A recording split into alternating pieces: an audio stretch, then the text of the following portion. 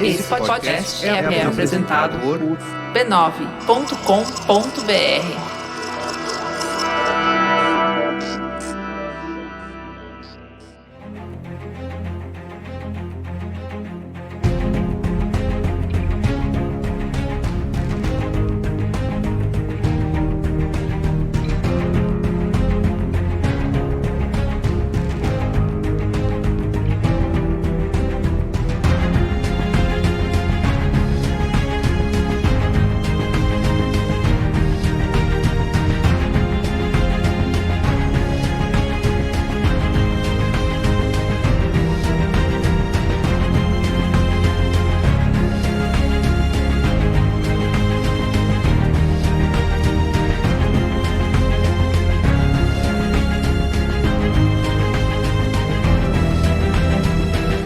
Eu sou o Carlos Merigo, esse é o Cinemático número 365. Estou aqui com Bia Fiorotto. E a Bia, tudo bem? Olá, Cinematicers! Ieda Marcondes, e aí, Ieda, como vai? Olá, vamos falar de um filme muito polêmico hoje. Com medo, tem medo, Ieda está. Muito bem, e Luiz e Gino. E aí, Luiz, de volta aqui ao Cinemático.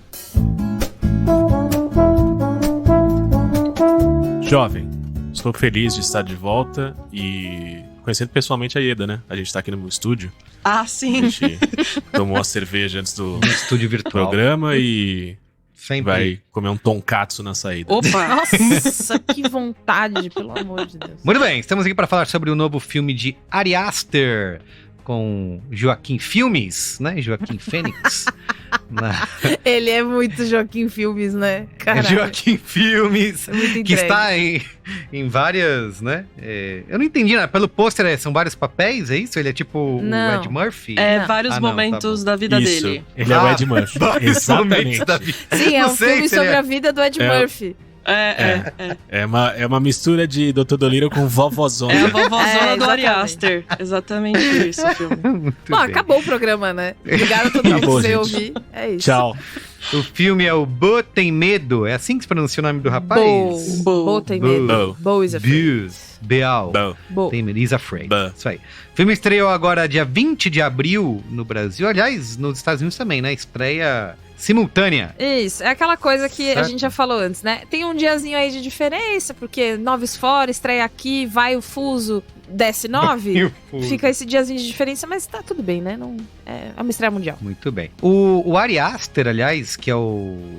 Quem não tá ligando o nome à pessoa, é o mesmo diretor de Hereditário. Temos episódio do Cinemático. Tem tá? episódio. Lançado lá em 2018. Cinemático 39. Deu o Você pode Google, ouvir né? lá. Cinemático Hereditário. Dei, Estou com sorte. exatamente. 39, Cinema. uau. Faz tempo, hein? Faz tempo. Você pode ouvir, voltar lá pra ouvir falar. E também temos o cinemático de Midsommar, que é de 2019. Que é o cinemático? Que número? Assim que carregar o site aqui, né? Está carregando nesse momento. Como assim você É não o sabe de cor? Como assim? Não sei de cor. É o cinemático 64. Então o Ari Aster tem a sua carreira coberta aqui pelo cinemático. E é legal porque era ainda naquela época que o cinemático várias vezes tinha episódios duplos. Uhum. Então tá escrito Midsommar, a música da minha vida. Parece que esse é o título do filme. É, e Hereditário Dois também pontos. tá junto. Hereditário É. e não lembro mais o que. Eu vi também. Então, assim, que música é essa, hein, bicho? É Desobediência. Desobediência, 2 pontos. Hereditário. É, hereditário, é. Muito Muito bem, bom. então é isso. Vamos falar aqui do novo filme do Amigo. É da 24 também, esse filme? É, a Sim. 24. Claro, né? Ah, lógico. É por isso que Luiz Gino tá aqui, né? Um fanzoca Eu sou pago de pra produtora. isso. Exato. Eu sou exato. o embaixador da 24 no Brasil. Sem influência, né? Isso. Influência de A24. É isso aí. Muito bem. Dá futuro isso, hein? Mas antes, ó, antes... siga @cinemáticopod nas redes sociais, tá bom? Twitter, Instagram, Letterboxd, para não perder as novidades, os novos episódios. Clique em seguir lá no Spotify, que você recebe notificação. Eu me surpreendo, porque eu sigo o Spotify no Cinemático, quer dizer, Ao contrário. ao contrário. Eu sigo o Cinemático no Spotify, e aí eu publico o programa, aí quando depois vem a notificação, eu falo, ah lá, episódio novo. do Cinemático. Aí, olha Fui lá. eu que Parece Você eu tem- mandando. Eu às vezes mando o post por e-mail, aí eu chego, olha, um e-mail novo. Era o post que eu mandei. Aí, tá vendo? Eu fico me Eu sai o sinto episódio. isso sempre também, quando vai publicar vídeo da Miriam, tem isso. E às vezes eu entro no meu YouTube, eu olho o vídeo e eu fico assim, foi eu que publiquei. Clica no sininho. Tem nada a ver, né? Tem nada a ver. É o Eu sei que eu equivalente a publiquei, eu clicar tava no lá. sininho. O equivalente a clicar no sininho. Seja lá onde for que você ouve o Cinemático e outros podcasts também, essa é uma dica que ajuda todo mundo. Siga se tiver como seguir. Dê 5 estrelas ou avalie da forma que a plataforma Não. permitir. 5 estrelas. Não. 5 estrelas. Não deixa eu molhar o bico, pelo amor de Deus. Se for Exatamente. gatinhos fofos, né? Se Isso. for algodão Avalie da doce. forma que a plataforma permitir. Se quiser deixar um comentário positivo, você quer reclamar, reclama aí na sua casa. Positivo, você deixa pra gente ali, porque ajuda a gente a atingir novos públicos, mais cinéfilos que estão por aí pensando, poxa, ainda se tivesse um podcast de gente falando de filme, tá aqui, vem com nós. Muito bem. Então é isso. E, aliás, esse episódio aqui tá saindo antes pra quem assina o Cinemático, Chique. né? catarse.me/cinemático. Assina lá que você tem acesso antecipado aos episódios e ajuda a gente aqui, né? A manter essa baguncinha. Exatamente. Muito bem. Então é isso. Vamos pra pauta? Vamos. I'm visiting my mother tomorrow. Hi, Carrot. It's Mom. I'm just calling to say that I'm so excited to see you tomorrow. You're my angel, and I love you. Okay. I love you. Okay, bye, sweetie. I love you. Are you at the airport? I'm on my way. It's not safe, is it? What do you think I should do? I'm sure you'll do the right thing, sweetheart. Feeling sad about going home, Bo? Must feel totally unreal. I'm supposed to be leaving. I don't know if that's gonna happen.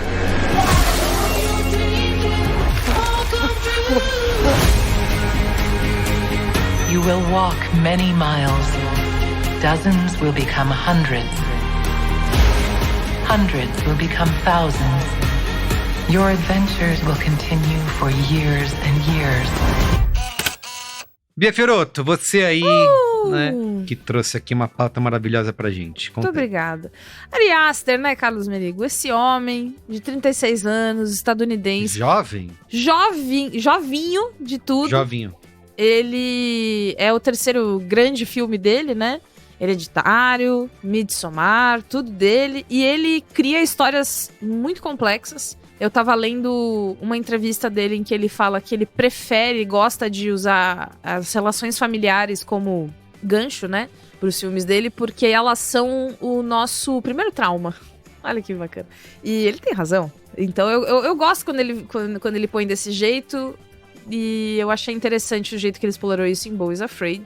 E não falha. De novo, Beau tem medo, tá causando uma polarização. Olha, polarização. Olha o uso da palavra polarização, polarizou. Polarização. Tem gente que gostou muito. E quem odiou tá criando aí várias metáforas pra dizer o quão ruim é. Pra gente só tá polarizado e é o filme que polarizado. você pega tem a menor avaliação mais baixa, né? Entre quem tá assistindo lá no Letterboxd. O Hereditário é o melhor cotado, tem 4 estrelas de média. Dos filmes do Ari Aster. Dos filmes do Ari Aster. Boa. E o Midsommar com 3.9. E eu já queimando a pauta aqui, né? Antes da fase de recepção. Esse tá com 3.6. Então, menos Preocupante. notinhas, menos estrelinhas. Mas esse filme, ele tem uma influência direta. É uma história que o Ari Aster tá mastigando há muito tempo já. Ele tem um curta chamado Beau,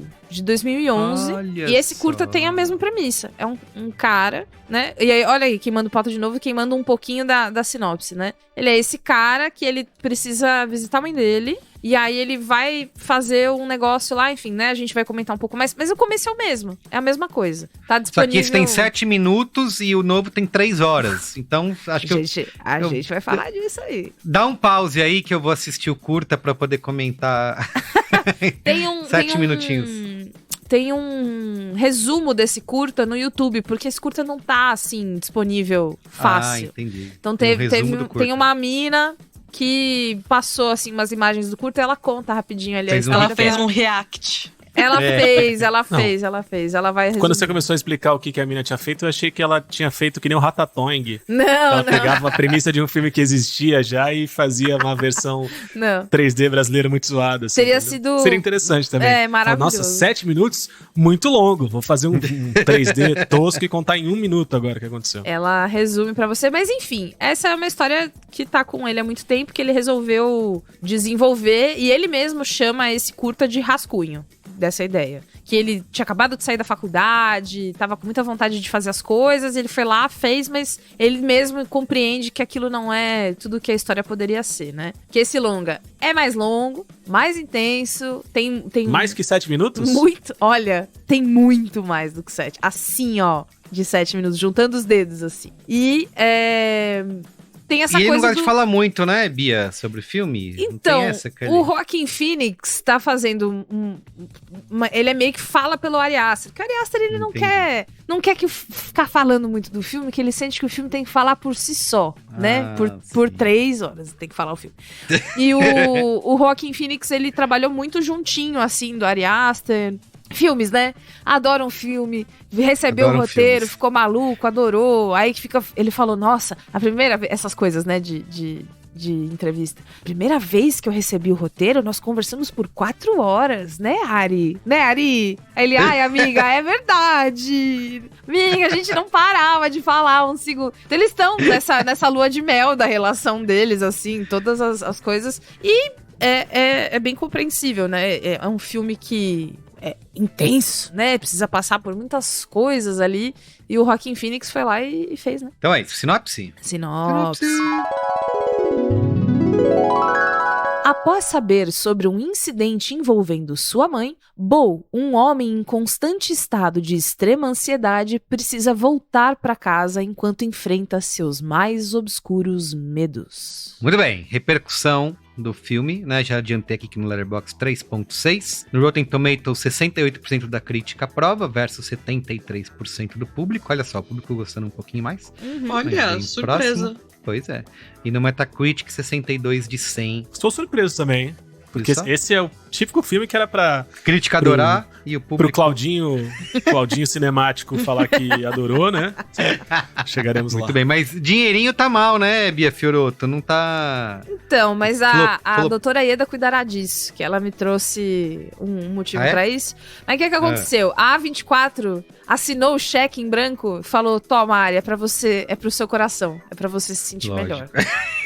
Pode fazer o que você quiser, fica tranquilo. Compra o que você quiser. O que você quiser. E aí, custou 35 milhões de dólares esse filme. Que tipo assim, pelo amor de Deus.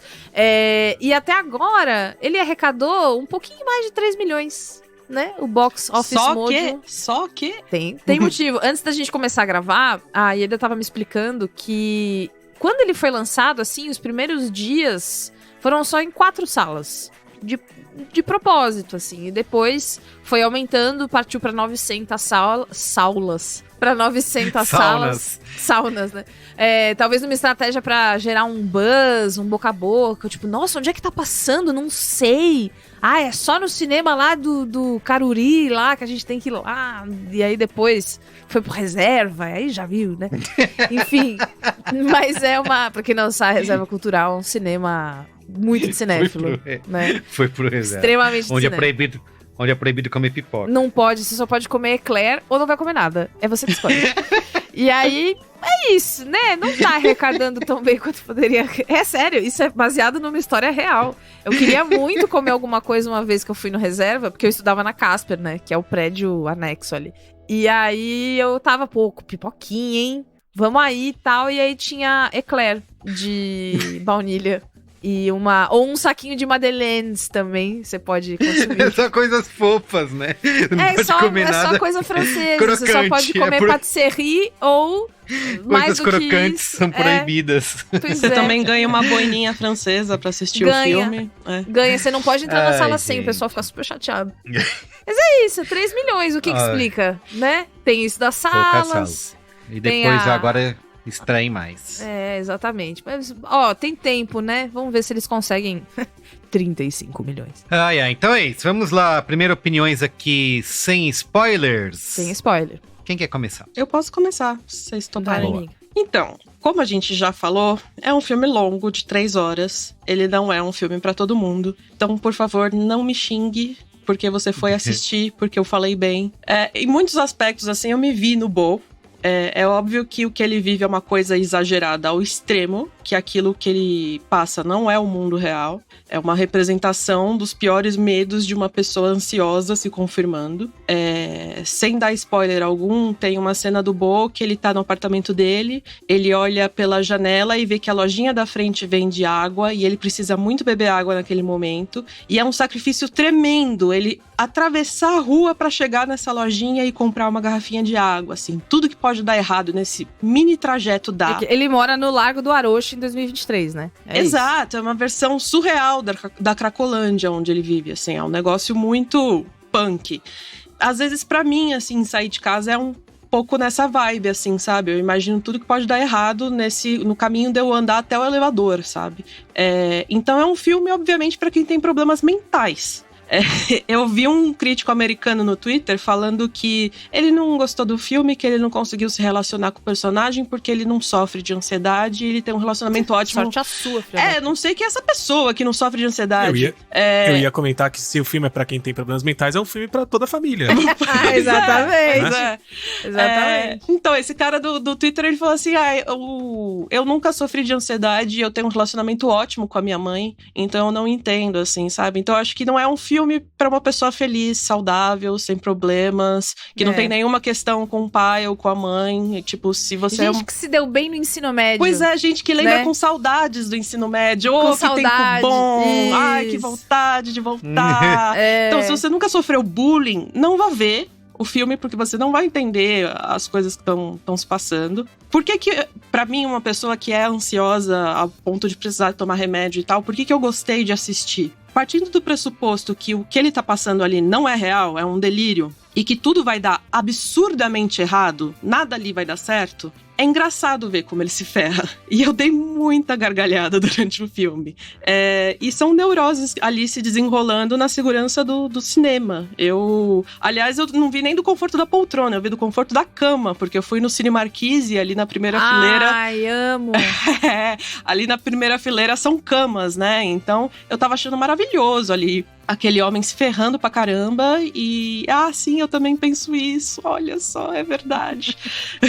Então é um filme, assim, pra levar pra terapia mesmo, junto com o Ari Aster, que também precisa de terapia. Urgente. E pra mim é um motivo de alegria, não de aborrecimento, como eu vi vários críticos por aí reclamando, ver um diretor com um cheque em branco pra fazer a bizarrice que ele quiser. Ótimo, maravilha. Ninguém tá preocupado se o filme vai se pagar, ninguém tá preocupado com o lucro, tá só preocupado, não. É o Ari Aster? Vai lá, filho, faz o que você quiser. Eu acho isso ótimo. Eu acho que devia acontecer mais e mais vezes, assim, porque eu tô cansada de ver coisas que foram geradas por algoritmo, sabe? Eu quero ver um lance pessoal e bizarro e coisas muito estranhas. Ou que nem a gente falou no programa do Evil Dead, né? Que você cria uma história qualquer, né? E bota uma camada de história, né? De importância que a franquia Evil Dead. Põe aí. Evil Dead apresenta e aí pra você tentar... a busca tá até aí, né? Nem nenhuma história original pode ser criada, você precisa encaixar ela dentro de uma franquia. Então, e se o Ari Aster chegou nessa posição super privilegiada de receber um cheque branco, eu não vou ficar brava com ele, sabe? Eu acho tão esquisito o crítico que tá sendo soterrado de filme da Marvel e live action da Disney reclamar que, o que ele fez é muito estranho. Tipo, isso aí é o que tem de melhor no cinema, é ver bizarrice no cinema. Então, quando aparece uma joia, assim, pra mim, eu acho que você tem que aproveitar, mesmo que seja 3 horas, assim, vá, aproveite, veja todas as suas neuroses, comente na terapia. Se ele ganhou um cheque em branco, é porque ele mereceu. Exatamente. Exatamente. É por mérito. Muito bem. E você, Bia Fiorotto? Eu adorei o filme. Eu adorei. Eu achei que eu ia achar estranho demais. Porque, assim, eu gosto muito de Midsommar.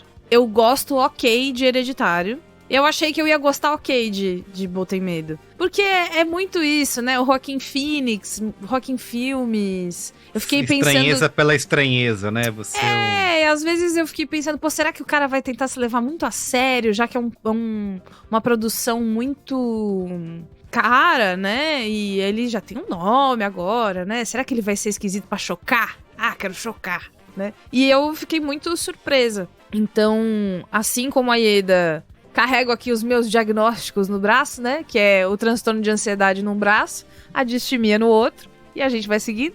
E eu também tenho uma questão de figura materna narcisista. Que não é a minha mãe, foi a minha avó. Também!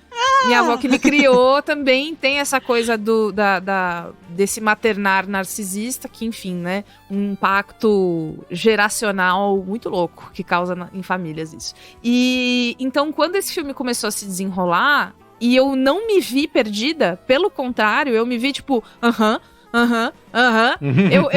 Eu fui me impressionando. Eu falei, caralho, o Ari Aster resolveu contar uma história de uma coisa muito difícil, que é assim, eu vou fazer um recorte aqui, que é maternidade é um assunto difícil, é um assunto solitário. Mulheres, né, passam a vida inteira sendo obrigadas, né, pela sociedade a terem filhos, e é muito difícil e tal. Mas existe um lado da história de quem vive com uma figura materna narcisista, que é, cara, é muito difícil ter uma mãe. É muito difícil. E é muito difícil o Bo ter uma mãe. Desde o começo, quando ele começa a ligar pra ela pra coisas muito simples, você fica... tem coisa errada aí.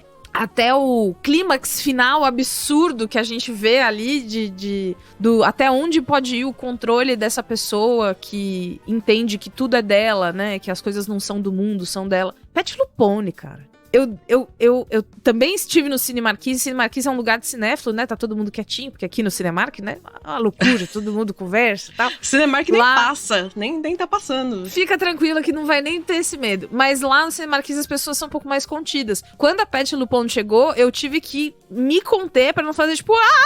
Sabe? Porque... Cara, ela é a figura materna de todo mundo que gosta de musical, tá? Vou falar isso também. Ela é a nossa mamãe Pet Lupone. Fiquei muito feliz de vê-la, ela tá muito boa.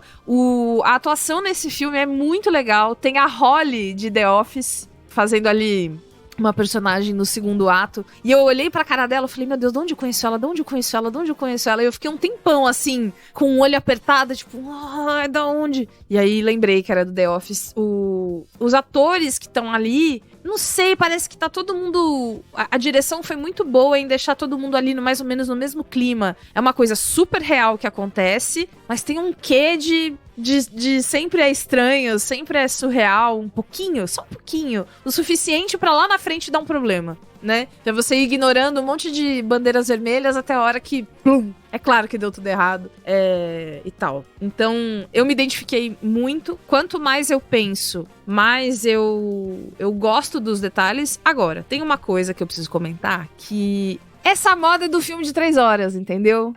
O pessoal tá perdendo a vergonha, o pessoal tá perdendo o medo. Eu entendo que pra essa história em específico, o cansaço das 3 horas de um filme também tem um papel pra você, como espectador, se sentir tão cansado quanto o Bo. Eu consigo interpretar isso e eu acho que adiciona, é uma experiência interessante. A minha bexiga não aguenta, velho. Eu tive que sair. Perto do final ali, eu aguentei tudo que eu pude. Perdi um pedacinho, que depois eu fui pesquisar qual que era esse pedacinho e ficou tudo bem, não era nada que ia mudar toda a minha perspectiva do filme.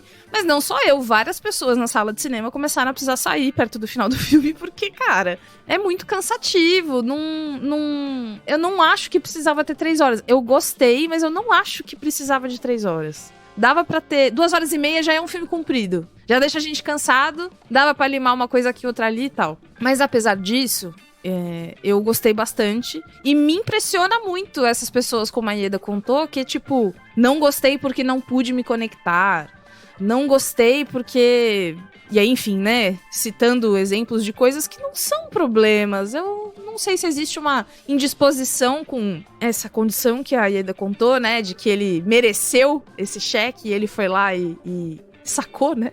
Os 35 milhões. Não sei se existe talvez uma coisa dele ser de fato, uma pessoa muito nova, né? Pra tá fazendo um montão de coisas desse jeito que faz. Não sei qual que é a birra, mas eu gostei. Eu achei que as pessoas estão atuando bem. Joaquin Phoenix fez de novo. E é impressionante como ele consegue mudar o físico dele pros filmes, né? Ele trabalha muito bem isso. Ele engorda, emagrece. Parece até que ele tem mais ou menos cabelo, dependendo do filme e tal. Eu acho que ele raspou o topo da cabeça pra fazer o... Pra ficar um Bottom pouquinho Man, calvinho, né? Ele raspou. Ele fez uma coisa assim, porra, muito legal. Eu gostei muito. Eu tô sofrendo em casa, porque Caio não assistiu, queria contar. Todos falam assim, ó, isso aqui é aquele trauma lá de 96 que eu sofri igualzinho. Não consigo, porque é spoiler. E aí ele riu quando descobriu que eram 3 horas. Ele falou, vou esperar sair o livro. E então, tem isso. Mas eu gostei de Bolteimento. Muito bem. E você, Luiz Gino? Rapaz. Xiii. A vida, né? A vida. Eu fui completamente sem medo, diferente do Bo, porque sou a 24/7, porque gosto do Ariovaldo. Ele não é meu Deus maior, meu Deus supremo, porque eu também, Hereditário é um filme que eu gosto, mas que não sou tão apaixonado quanto a maioria das pessoas aparentemente gosto do Midsommar muito. Mas, cara, a experiência, a gente já falou sobre o quanto ele é cansativo, sobre quantas 3 horas são longas, e mesmo que elas tenham esse papel de trazer uma camada extra, a nossa experiência assistindo o filme, o quanto ainda assim, né, poderia ser, eu concordo com a Bia, poderia ser mais curto, que eu acho que essa experiência estaria lá ainda. Eu acho até que o final do filme... Eu acho que o filme perde oportunidades de terminar antes, passando as mesmas mensagens e não sendo tão claro e tão explicativo quanto ele acaba sendo no final. Porque ele é um filme que, por ter essas questões que a gente conversou aqui, que ele é surreal, ele não deixa claro em nenhum momento se o que tá acontecendo é real, não é, faz sentido, não faz. Ele tá o tempo inteiro... brincando com a gente, com alguns signos, né, de isso não deveria estar aqui, se isso tá aqui, será que aquilo que aconteceu faz sentido, não faz, mas peraí, mudou o jeito de contar a história, o que tá acontecendo agora, então aquilo era real e agora não é, você tá o tempo todo, né, com essas dúvidas acontecendo, e no momento em que tudo fica mais claro sobre o que de fato o filme eu acho que isso acontece no momento... muito mais cedo do que o final do filme. E aí tem uma coisa meio escarrada, meio besta, que eu acho que não deveria acontecer, que explica demais, entre aspas, aquilo que já, né, tava explicado. Uhum. Então acho que poderia terminar antes e teria cumprido seu papel. E aí, assim, eu não tive a oportunidade de ver o filme numa cama, eu não tive a oportunidade de ver o filme num horário de adultos, eu fui ver num horário de adolescente, que é depois das 9, numa poltrona. Então o filme foi acabar lá perto de meia-noite, tava muito cansado. Isso pegou, porque eu tava fisicamente cansado. Mas foi muito doido como assim que o filme terminou, e todo mundo sai se olhando, né? As pessoas no cinema se olham, tipo, querendo se abraçar ou se atacar. É muito doido, né? Depois que o filme passou, eu voltei pra casa, tomei meu banho, deitei pra dormir, virei pro lado e comecei a conversar com a Aninha sobre o filme. E aí é muito louco como o filme cresce no pós, né? Porque a hora que você começa a digerir junto tudo aquilo que aconteceu e você começa a botar pra fora, assim como numa sessão de terapia, que é o que o filme de fato é, seja pro Ari, o Ovaldo, seja pra gente. A hora que você começa a verbalizar e falar sobre o filme, é impressionante como o filme começa a crescer, porque a gente começa, assim, na terapia, a tocar em todos esses capítulos, essas questões, e o filme cresce. E aí eu que voltei pra casa, eu que tava no Uber, assim, pensando, caralho, porra, acho que não é sempre que a 24 acerta, acho que o Ari não vai ganhar um cheque em branco na próxima. Você mandou no WhatsApp pra gente, o Bo tem medo mesmo, hein? Porra, ele tá pra lá de medo. O filme cresceu, e eu falei, porra, é isso, cara. Cinema, arte, vida! Mas também no dia seguinte eu acordei e falei, será que é vida? Será que é arte? Será que é cinema? O papel da arte é provocar, entendeu? Muita coisa aconteceu. Mas... acho que acertaram de novo, sim. Muito bom! É gostoso, né? Porque apesar das 3 horas serem cansativas, eu acho que tem uma coisa interessante da narrativa surreal, que é, em nenhum momento, o fato de você estar cansado faz com que você não queira mais aquilo, ou que você torça que aquilo acabe logo. Tipo, porra, acaba logo, eu não aguento mais. Não é isso, entendeu? O jeito que a narrativa é conduzida, o tempo todo você quer descobrir o que vem em seguida, mais do que apenas que se encerre, que acabe, sabe? Então essa eu acho que é a grande sensação. Eu ri muito, especialmente no começo do filme, né? Uhum. Acho que o momento da cidade é um momento de risada e de diversão muito louca. Depois isso até vai minguando um pouco ao longo do caminho, mas acho que é isso. A gente ri, a gente se emociona, a gente se vê naquele lugar. Quem diz que não se vê, porra, 2 mesezinhos de terapia você vai se ver, meu querido, fique tranquilo. É muita gente reprimida, né? Nossa, demais, assim, não tem como todo mundo não se identificar com ele.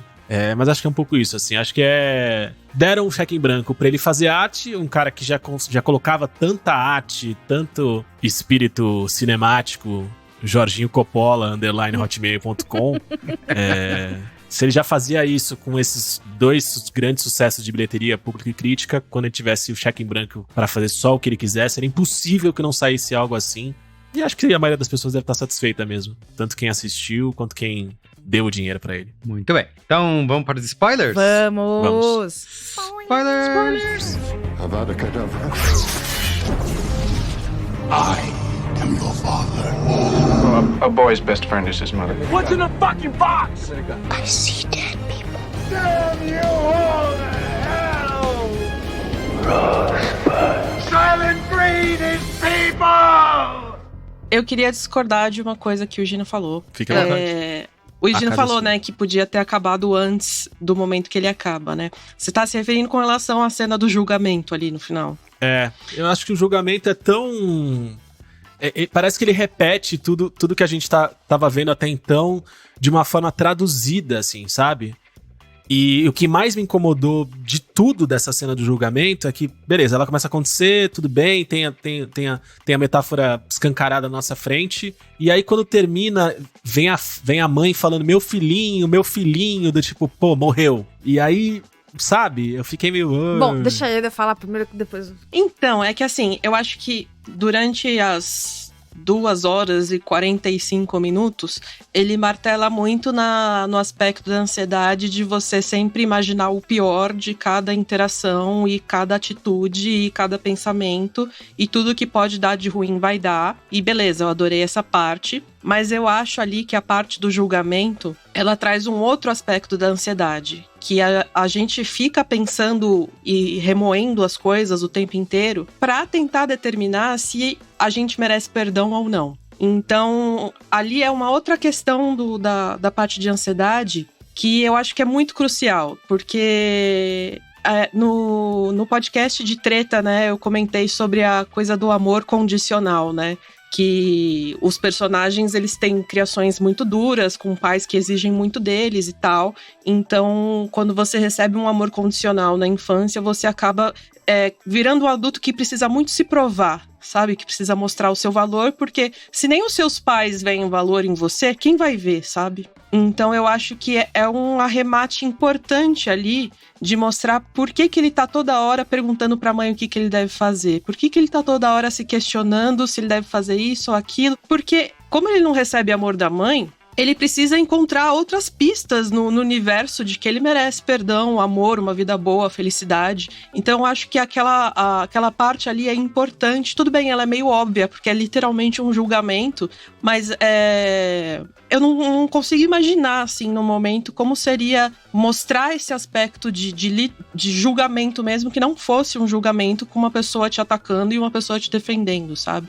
Eu acho, e assim, é um diálogo que acontece na minha cabeça, assim, de coisa de maluca mesmo, porque eu tô o tempo inteiro, eu fiz isso porque eu tava com tal intenção, ou eu fui maliciosa porque eu fiz isso e isso, porque a gente fica se duvidando o tempo inteiro, porque a gente não tem aquela base de amor e compreensão na infância, sabe? Então você fica o tempo inteiro questionando se você é bom, se você merece uma vida boa. Então eu acho aquilo um arremate, assim, muito necessário. Eu acho que se acabasse antes ia ficar faltando, sabe? Ia ficar só uma nota só, ai, ansiedade é uma coisa terrível, né? Você tá o tempo inteiro esperando pior. Então eu acho aquele final muito necessário, assim. Eu entendo que é longo e tal, mas eu acho importante. Esse filme, como é gostoso, né, poder falar os spoilers desse filme. Os atos dele, eu acho que eles são desenhados pra você ir e distraído pra uma armadilha emocional, né? Que quando você viu, você já pôs a perna inteira lá e tá te mastigando. Então, no começo, eu inclusive anotei o que tá escrito no prédio. Tem uma pichação. Eu anotei porque eu dei muita risada. Que é assim: Hail Satan, shoot dope, kill children, fuck the Pope. É tudo. Todas as coisas. Está tudo coberto, né? É o pior lugar. É isso que aí tá falando, né? O exercício do pior cenário possível que acontece o tempo inteiro na nossa cabeça, traduzido pra vida real. É a pior cidade. A gente mora em São Paulo e outras capitais têm problemas, né? De segurança e violência e tal. E todo mundo, quando sai, sempre fica pensando, né? Pô, guarda o celular aqui. Vai que aparece uma pessoa com uma metralhadora gigante. No filme tem. Vai aparecer. Pode ficar tranquilo. Quando, eventualmente, ele passa a ficar hospedado ali na casa daquela família, aquela garota, pelo amor de Deus, aquela garota, sabe? Ela conduzia as coisas da maneira mais maléfica. Tipo assim, eu sofri muito bullying daquela menina, eu queria muito contar isso pra vocês, sabe? Aquela menina esteve presente na minha vida fazendo essas coisas que fazem com que o Bo tenha essa dúvida que a Ieda comentou, que é, não, então eu sou uma pessoa ruim, é isso? Eu não sabia que eu era, putz, foi mal, mas agora eu já entendi então. Porque ele não faz nada, mas todo mundo acusa ele de tudo. E tem isso no curta também, presente. Que é, no curta, ele... Então, a premissa do curta é a mesma, né? Ele deixa a chave e a mala pra buscar o fio dental. Quando ele volta, não tem chave, não tem mala, não tem nada. E aí, a lição, crianças, não usem fio dental. Mano, pelo amor de Deus, né? E aí, eu voltar pra buscar o fio dental? Tá brincando. E aí... No curta, ele põe a cabeça assim pra fora em alguns momentos e as pessoas falam, você vai tomar no meio do seu cu, seu ridículo. E volta pra casa e tipo, cara, o que foi que eu fiz? Então, essa dúvida eterna de, eu tô fazendo isso pra chamar atenção? Eu sou uma pessoa ruim? Mesmo quando você tá sozinho em alguns momentos e você vive, né, pensa coisas, você fica, não é possível que seja pra chamar atenção, eu tô sozinha. Tô querendo chamar atenção de quem? Eu sou muito ruim mesmo, né? Eu devo ser a pior pessoa secretamente, né? Então, ele traduz esse tempo todo aquela confusão do Bo, que ele tem ali uma coisa meio... Nunca sabe direito o que tá acontecendo. Aquela confusão é assunto meu de terapia. Isso acontece o tempo todo. Então, fiquei muito impressionada. A parte que eu acho que dava pra dar uma enxugada legal é a parte do teatro. Sim, concordo. Ali, a gente podia ter ido um pouquinho mais rápido, porque eu entendi, né? Que é a vida que ele merece. Inclusive a questão do sexo, né? Dele não poder nunca chegar a um orgasmo, é manter ele pra sempre na ansiedade. Pra sempre na ponta do precipício, nunca se jogando. Na ponta do prazer e nunca aproveitando. E aí, assim, né? Coisas que eu nunca achei que eu fosse ver. O saco inchado do Joaquin Phoenix no filme. Às vezes tem umas coisas que acontecem nesse tipo de filme da A24, você fica... Nunca achei que eu fosse ver, olha aí, né? Então você tá lá vendo isso. Agora, chegando pro final, né? Essa parte que o Higino destacou e a Ieda defendeu, eu concordo. E eu digo, tem uma coisa que é assim, por muitos anos eu tive uma terapeuta que interpretava meus sonhos de maneira junguiana, né? Pro Jung, águas e marés e tal tem a ver com maternidade, por causa do líquido amniótico, né? É ali onde a gente é criado, o nosso primeiro lar, a nossa primeira coisa. Então, água é mãe. E eu acho que ele abusa desse conceito várias vezes, né? A maneira que a água ela afoga ele, mas ela também tá ali de outros jeitos, tal.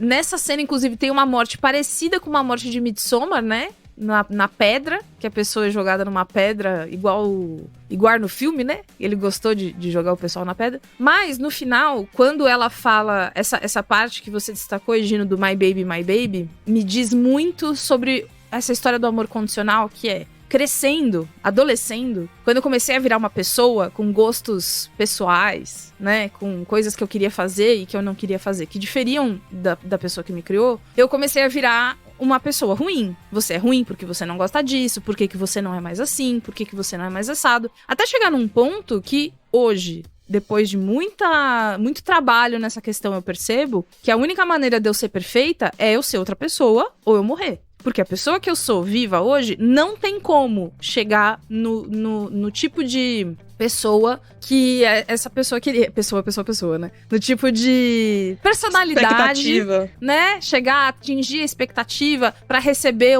puxa, tenho muito orgulho de você, olha como você é legal. É só se eu morrer mesmo. E quando ele volta a ser neném, né? Ele deixa de existir, ele vai pra dentro da água, ele morre, ele é o bebê, porque o bebê é idealizado, ele não é nada, ele só é uma batata com roupa, customizável ali. E aí ele volta a ser o filhinho, porque aí ela pode ter amor por ele de novo, porque ele é só essa projeção. Eu fiquei muito mexida com essa cena. Agora, eu quero jogar pra vocês. Cena do pinto gigante.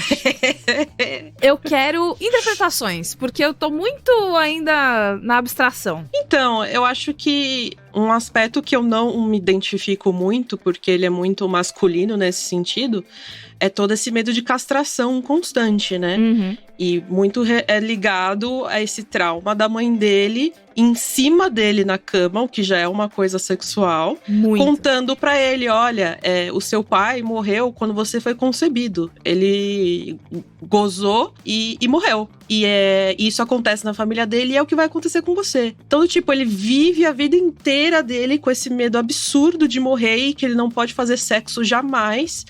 Eu acho que quando ele chega e nesse sótão, né? O Ari Aster tem alguma coisa com o sótão, né? Porque o Hereditário também, o cadáver tava no sótão, né? É uma câmara de segredos, né? O sótão é o último lugar que ele acessa, Eu né? acho legal, assim, quando um diretor jovem já tem uns 3, 4 filmes que você começa a ver elementos em comum, assim, nos filmes. Mas quando chega nesse sótão, assim, e do tipo, o monstro que tá lá, trancafiado, é a própria sexualidade dele, é a própria masculinidade dele. Então, eu achei sensacional, assim, eu adoro esse tipo de coisa, assim. É uma bizarrice gigantesca que a maioria das pessoas pode olhar e falar, que tosco, precisava de um pênis gigante. Mas eu acho sensacional, porque o filme inteiro tá martelando esses temas, assim, da mãe castrando ele, emasculando ele o tempo inteiro. Eu sou 100% a favor do peru gigante também. Do jeito bizarro que ele é. Porque o peru poderia ter sido feito de todas as formas. E ele é feito de um jeito 800% bizarro. É pra mostrar o quão bizarro é aquilo e trazer um pouco dessa camada da bizarrice também da atitude da mãe. Porque a gente passa o filme inteiro... Não sei se o filme inteiro, mas assim, durante muito tempo o filme parece que vai ser uma história linear, parece que vai ser uma história real, parece que no momento das lembranças, da mãe contando, como a Eda falou, ele lembrando da infância dele, tudo ainda tá parecendo que é só uma linha, né? Uhum. São só pulos temporais que estão acontecendo, etc e tal. E é doido que o jeito que a mãe colocou a coisa da sexualidade como controle é um dos grandes frutos dele ser a pessoa completamente ansiosa e doida que ele é, né? Porque ela controla ele a partir da coisa mais básica do desejo, né? A partir da questão mais fundamental, né? Fundamental da existência, da nossa do querer, natureza, né? de tudo da natureza, exatamente. Eu gostei Também, do pirocão. Gostei do pirocão. Não, também meio que pra manter ele criança, né? Porque ela tá meio que revertendo a puberdade dele, porque assim ele nunca vai se tornar independente. Mãe tem um pouco esse tipo de relação com os filhos, né?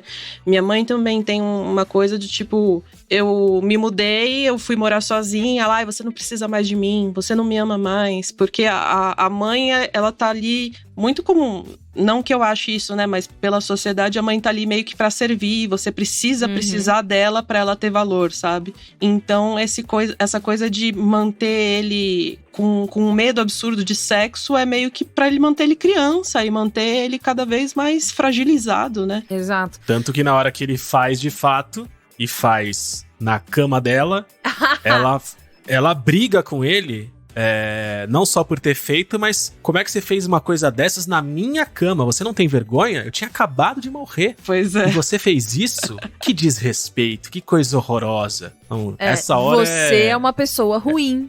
Pois né? é. Pô, você é uma pessoa péssima. Não, e assim, você tá com... Por favor, tira isso daqui, limpa isso daqui, que eu não quero nem ver mais Isso. essa mulher aqui de perna aberta. E você tá petrificada. acompanhando as coisas pelo ponto de vista do Bo, e você entende totalmente porque naquele momento ele cedeu ao desejo dele, sabe? Mas aí quando você distorce isso pra perspectiva da mãe, é um negócio tão doentio, porque o que ela fala também tem sentido. E você fica, mas não, calma, você não morreu, ele sabia que você não tava morta. Tipo, aí você fica tentando defender ele na sua cabeça, sabe? Porque você já se identificou com ele. Eu acho muito legal, eu não sei como as pessoas ficaram entediadas com esse filme. E nessa hora, por mais que depois, durante a conversa, ele esclareça que sabia que não era ela, porque tinha visto as mãos, tinha visto a mancha, mas assim, eu não sei até que ponto ele tem essa dúvida dentro dele, e aí o fato dele ter cedido ao desejo de ter ido transar foi justamente porque uma parte dele achava que a mãe estava morta e agora ele estava livre pra fazer o que ele queria. Então...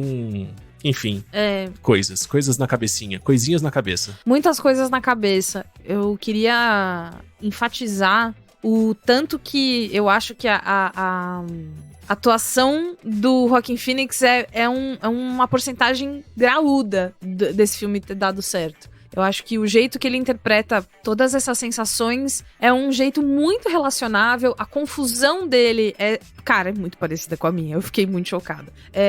Eu tenho completa certeza que se fosse o Arthur Aguiar, não seria o mesmo filme. Sabe o que eu fiquei pensando? Eu fiquei pensando no Adam Sandler. Já pensou?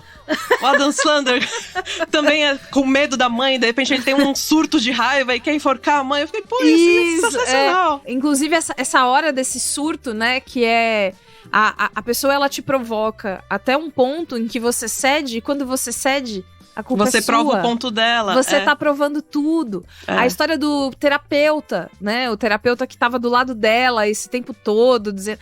Cara, que pesadelo horroroso, né? O seu terapeuta tá contando tudo pra sua mãe. Cara... Nunca, jamais no Brasil eu ia me sentir, né, bem com isso. E ainda o terapeuta, ele meio que incentiva, do tipo, é normal você ter pensamentos de que você quer ver a sua mãe morta, pode me contar.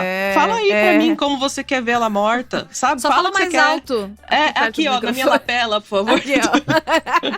Eu fiquei muito, muito impressionada com o quão bem ele navegou por isso. Quando ele tá idealizando aquela vida dele na meiuca, né? No momento do teatrinho e da coisa assim, é quando eu acho que perde um pouco o encantamento, porque eu acho que eu entendi... muito inteligente, né? Mas enfim, eu entendi rápido onde a gente ia com aquela história. Quando ele fala, tipo, que tem um grande acidente que vai te separar da sua família. E é tipo, cara, esse acidente é a existência da mãe dele, né? Essa cisão entre a vida que ele tem e a vida que ele poderia ter. E também o contraste, ele morar, né, num lugar extremamente violento, em oposição. Depois, quando ele vai, né, pra casa lá daquele casal, é tudo bucólico, né? Tudo lindo, tudo gramado verdinho, tá tudo bem, não chove. Ele tá lá naquele lugar horroroso. Também eu acho que se opõe um pouco à coisa de segurança da mãe, né? Ao valor que você precisa estar seguro. É seguro não fazer sexo pra que você não morra. É seguro não sei o quê. Eu só quero o seu bem. Eu só quero ver você seguro. E ele tá num lugar que é boca do inferno. Pelo amor de Deus.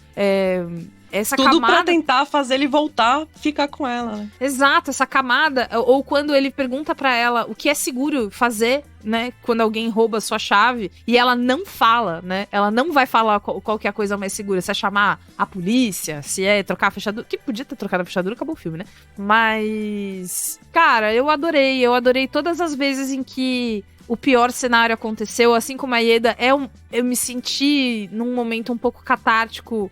Eu saboreei em segurança essas coisas também. É um filme que é o meu preferido dos três dele. Depois, indo ao contrário, né, do que a gente viu aí do Metacritic, Rotten Tomatoes e tal. E eu acho que eu vou passar um tempão pensando sobre esse filme, sabe? Muito foda mesmo. Mas 2h30 já tá bom, tá? Muito bem. Então é isso. Vamos para notinhas? Vamos. Eu dei 4 estrelas. 4 também. 3,5 estrelas. Olha só. Muito bem. Então, a média é 4, né? Você fez a continha? É isso? Abriu aí a calculadora? Fiz. Então pronto. Isso, Então é isso. Muito bem, gente. Então fica por aqui esse programa incrível de hoje, que eu fiquei abaixando e aumentando o volume para não tomar spoilers, porque depois do começo eu fiquei com muita vontade de assistir. Já estava, Tem que ver. É, exatamente. Então é isso. Manda e-mail pra gente no cinematic@b9.com.br. Lembrando sempre que Ieda Marcondes está aqui. Escreveu, né, Ieda, lá no seu site? Conta aí. Escrevi sobre Bow. Falei basicamente o que eu falei aqui, que é um filme pra gente doida mesmo. Inclusive, escrevi o texto e encaminhei pra minha terapeuta. Falei, olha, eu acho que vai ser útil você ler isso aqui. Então, se vocês também quiserem ir lá no meu site, edamarcondes.com, pega lá o textinho, fala, ó, tá vendo essa maluca aqui? Eu penso igual essa maluca aqui. Mostra pro seu psiquiatra, pro seu neurologista. Exato. Vê que tipo de distúrbio é esse, que remédio que você pode tomar. Então, aproveite. Muito bem. Exatamente. Então é isso. Obrigado, viu, gente? Um beijo. Muito obrigada. Até a próxima. Beijo. Tchau.